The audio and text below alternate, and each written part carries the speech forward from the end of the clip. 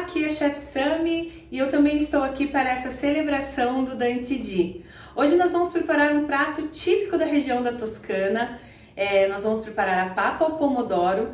É uma sopa à base de passata de tomate ou tomate pelado, pão italiano, alho, manjericão, azeite de oliva e temperos. Então vamos lá. Para essa receita nós vamos utilizar um pão italiano, de preferência um pão amanhecido. Nós vamos usar 800 gramas de passata de tomates de boa qualidade. Nós vamos usar 35 gramas de azeite de oliva extra virgem. Vamos também precisar de 2 dentes de alho, uma pitada de açúcar, mais ou menos 10 gramas de açúcar, um maço generoso de manjericão, pimenta do reino e sal quanto baixa, aí é a gosto. Nós também vamos utilizar 1 litro de caldo de legumes, caldo de vegetais. Aqui eu fiz um caldo bem simples pra gente utilizar nessa receita, tá? Vamos cozinhar juntos?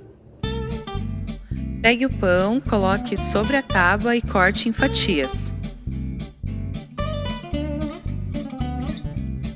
Pegue uma assadeira, forre com papel manteiga e disponha as fatias de pão, sem sobrepor. Leve ao forno até que elas fiquem torradas.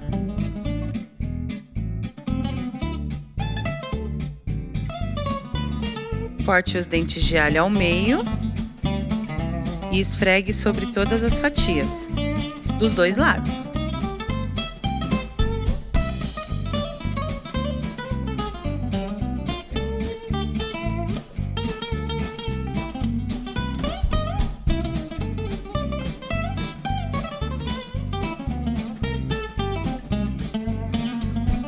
Pegue uma frigideira alta e unte levemente com azeite de oliva.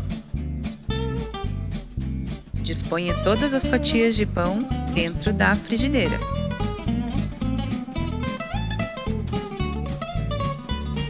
Coloque também os dentes de alho. Vamos aproveitar tudo. Agora cubra com a passata de tomates.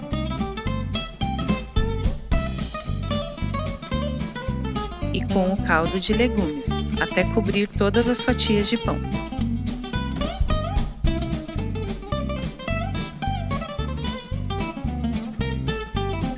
Coloque a pitada de açúcar, pimenta do reino, sal a gosto e agora acende o fogo. Vamos tampar e cozinhar em fogo baixo por mais ou menos 40 minutos, mexendo de vez em quando para que não grude no fundo. Cozinhe até que o pão se dissolva por completo. Coloque as folhas de manjericão fresco, mexa, sirva, decore com uma folhinha de manjericão e regue com bastante azeite de oliva.